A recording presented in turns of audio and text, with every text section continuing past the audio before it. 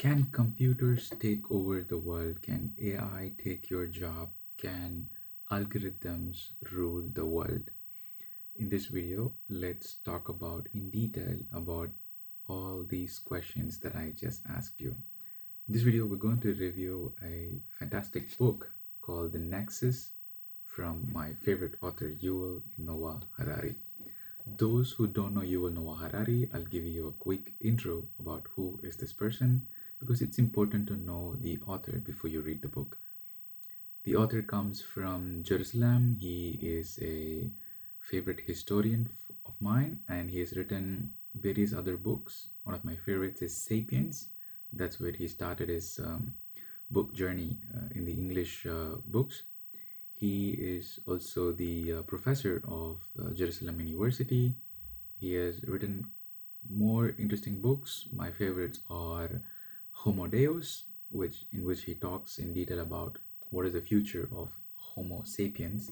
He says that computer and human being will be merged, or there are chances for that. That's the Homo Deus. It's a species called Homo Deus, like Homo sapiens. Then another favorite book of Yuval Noah Harari is 21 Lessons from 21st Century. He talks about meditation and a lot of other interesting topics. So the recent book that I'm really interested and really wanted to talk in this video is Nexus. So in today's world, algorithm is everywhere. It's inevitable. Everything that you touch, from your mobile phone to your work, from ChatGPT, everything is about data. So algorithms are kind of, in a way, they're already ruling the world. You can touch any topic. You walk up to a store, you will see something is embedded with AI, or you touch your car, you touch your mobile phone, or of course your laptop that you work, and there are AI in every little topics that you touch in today's world. So in Nexus, the author talks about the brief history of information networks from Stone Age to AI. And what that means is, back in the days when language was not invented, even when we were hunter-gatherers, we shared information. You walk into a cave, you would see a lot of paintings or pictures about human beings. Then people started creating statues, and stories were then created or shared through the statues in temples, or wherever you go, you will see statues in the Stone Ages. So civilization has been built in a way that information has played a crucial role. There are stories in every single history, every single empire. So in today's world, how these stories, how this information is transforming the way we live, that is exactly what this book is all talking about. And I picked this book because Yuval Noah Harari is my favorite author. He touches every single topic with evidence. He doesn't simply say this is the history. He's a historian, of course. He likes to share a lot of history, but in this specific book, what I really admired Yuval Noah Harari is he's trying to give an idea about what would happen if we are going to pursue the AI direction, the world we are heading towards, completely into the AI utopia. So let's wait and see what's going to happen in future. But I would say this book is highly recommended for anybody who's in the field of technology, who would like to understand our role as human being, every single person. How are we, able to contribute to this, and also to everybody who has this fear that if AI will take my job. Yeah, it's a question that scares a lot of people. So by reading this book, you will understand AI plays a role. There are going to be situations where you cannot survive with one specific job. The future would be something like this. You wake up in the morning, you would see your telephone, you would have 5 different jobs, not for one single company. You would work for at least 4 to 5 companies in a day. You will not be relying on one specific salary. You might be having multiple income. So how do I prepare for that? How do you uh, make yourself prepared mentally, because the future is going to be that you need to relearn every single time. There might be some new update, there might be some new chat GPT, new algorithms, new stuff's coming every 2 3 years. And how are you prepared mentally? That is very important. And mental resilience is going to play a crucial role. On the other hand, we have technology growing, but as human beings, we don't have the same capacity as robots in terms of memory, in terms of our adaptability. So how do you develop that sense of acceptance to grow with the fast growing technology? That's what mental resilience. That's where mental resilience comes into picture. So there is an incident which I will talk about in specific in this book. So he says, can algorithm this comes in a very initial stage of the book, where the author talks about, can AI or algorithms eradicate uh, a specific ethnic group? And he quotes an example. Back in 2013, Facebook was just booming at the time. It's already quite famous. That was the only social media which I remember during my college days.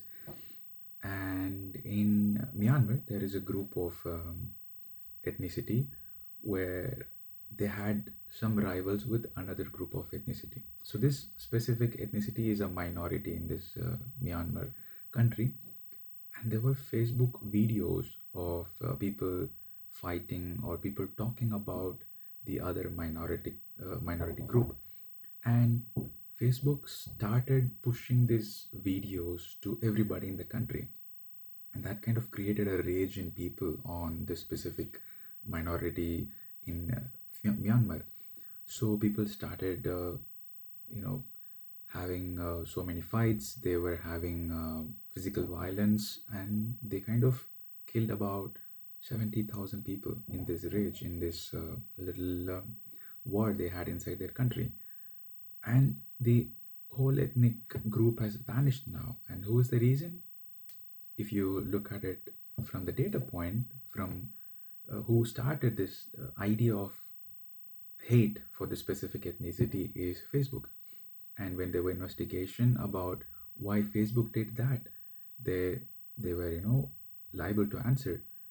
And Facebook said, we don't know. And in the end, when they sat and investigated, the algorithm was designed to push engagement.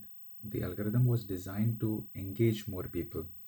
And the Facebook algorithm understood that human beings are more stimulated when they watch these kind of videos, these kind of hardcore content where it is more rageful or more violence.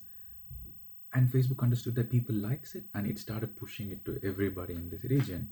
And that kind of created the hatred towards this ethnic group, and it became a war, and it already vanished. It kind of made the whole ethnicity is not there in Myanmar.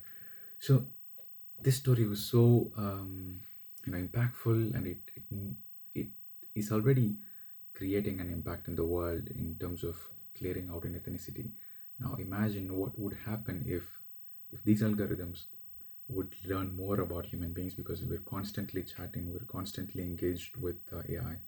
Imagine what would happen if this is continuing, if these algorithms, not just Facebook is an example. There might be multiple other chat GPT, and we have so many AI. Chat GPT is quite common. So imagine if this could happen and it can control us in any way. It can control us emotionally, it can control us from our job perspective. So the book talks in detail. What I gave you is an example. There are so many detailed topics about how AI could influence us. It's already influencing us.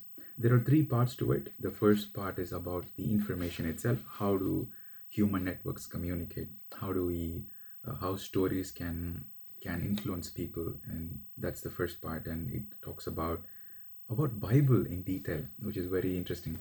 So Bible, he says there are two types of information. One is information that is fallible and infallible. That means fallible is it can have mistakes, it can be corrected, it can be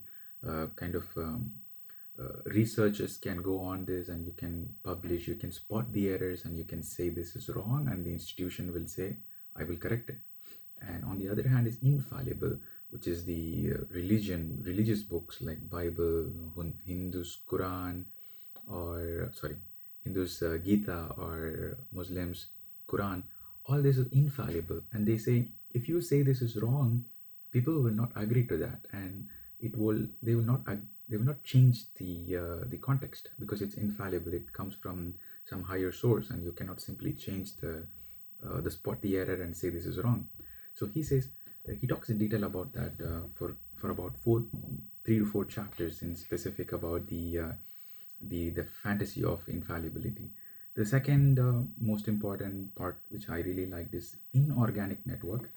So organic network is how we communicate as human beings. We talk to our family, you talk to our business, and you have all the organic networks. On the other hand, on the contrary, is computers talking to each other, because in today's world you see computers, they talk to each other. In technological terms you call API. They are always constantly exchanging information. They are able to have their own reality. There was another example that I like to highlight.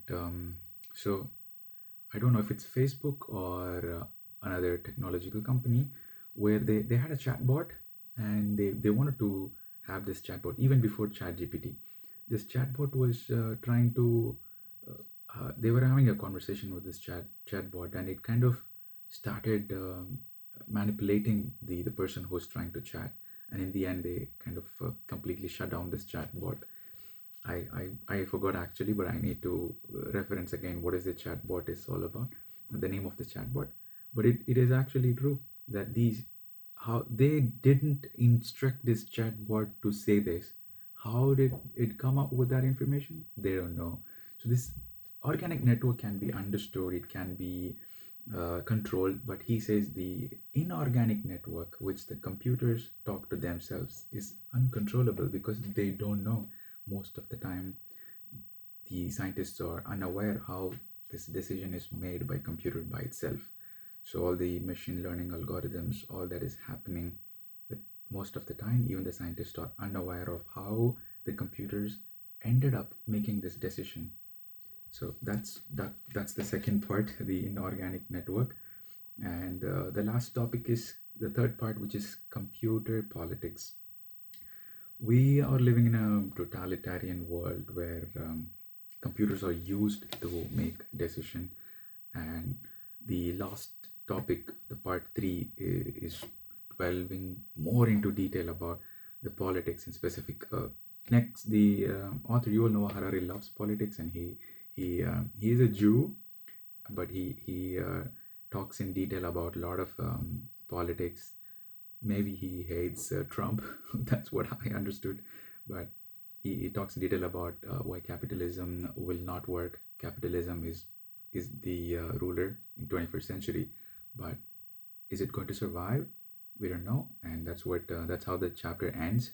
He doesn't give a warning. This would come. The idea of Yuval Noah Harari is always about discussion, and that's why I always engage. I always love to read his books. He never gives a conclusion. He never says this is what is going to happen. He says this might happen. This is a discussion. It could happen. So that is all about the book Nexus. I hope you would take some time to read this book. Pretty large book, like every other Yuval Noah Harari books, and wish you good luck. Thanks for watching.